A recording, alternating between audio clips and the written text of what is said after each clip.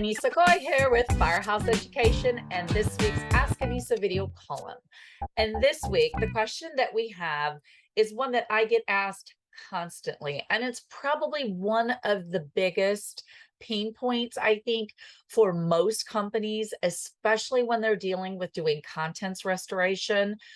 So the question is about training, and it came in from Melissa in Michigan. Melissa in Michigan. Yeah, that's kind of fun. What she asked me was, when it comes to training, how do you know what training to get your staff, like hands-on versus online?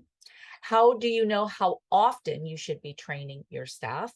And then how do you know whether or not that person is going to wind up staying with you so that you should actually invest in them for the training? So those are all three really great questions, and I want to take them one at a time and answer them for you. Let's start off with, how do you know if you should invest in this employee and train them? So what I would say first off is look at this employee and look at what their job performance has been in the last 90 days to 6 months.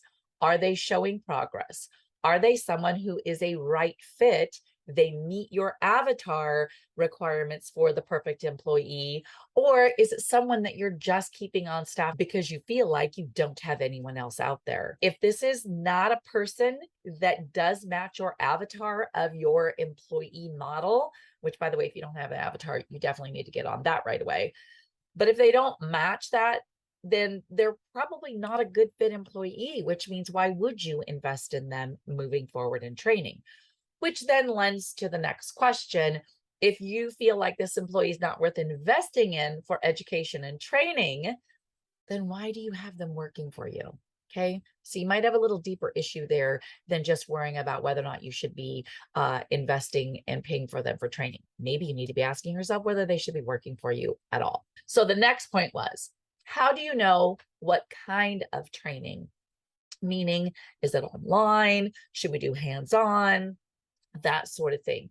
And I believe that there is very, very good on both sides when it comes to online training versus hands-on. So on the online training, I mean, obviously you can't send people all of the time, necessarily, depending on your location, if you got to send them far away, to hands-on training. So the online is a really great resource to be able to use, especially when it comes to, the technical side of things. And, in this day and age, with the last couple of years where we all got kind of shut down, it really has taken online training to a new level if you're training with the right company. For instance, at Firehouse Education, we have our new online training program online where we actually have a training membership and tons of video on there. If you want to check it out, just go to firehouseeducation.com, click on become a member, and you'll find all the details there. But online training, if it's done right and the content's very good, it can be very beneficial for your team. Now, as far as hands-on training, that really depends on the company that you get your training with. There's hands-on training out there that is great, wonderful, awesome, including our hands-on experience that we do a couple times a year. And then there are those out there that do hands-on, and yet you really are just sitting in a classroom. So looking at a textbook, looking at a PowerPoint, that's really not hands-on. The kind of hands-on that I'm talking about that is beneficial for your team is a hands-on experience where they get to go out and actually do the work and do the stuff and do the processes and the SOPs, so that when they leave that class, they have experience. They can go out and handle those jobs back at the office when they return home. So there is good to both online and hands-on, again, depending on the company that you take them with. So you really want to vet them out very, very good. So the third aspect that we were talking about that you asked was, how often should you do training?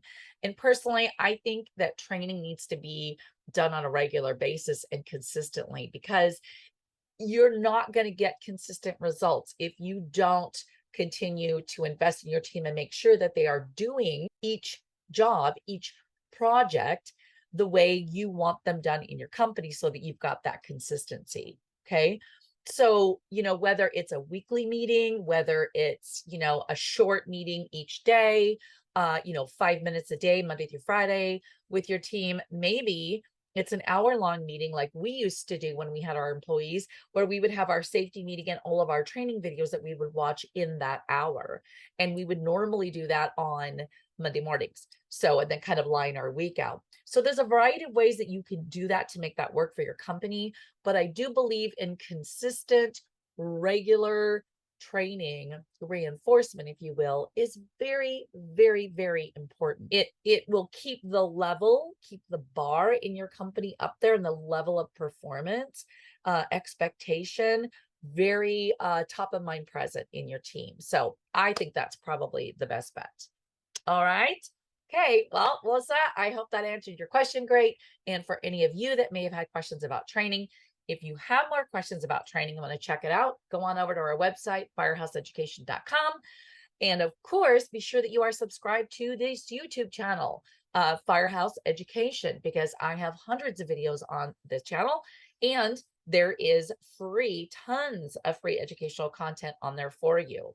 Also, be sure, speaking of free education, that you are subscribed to rnrmagonline.com and the e-newsletter so that you get this and lots of other great goodies every Friday in your email inbox.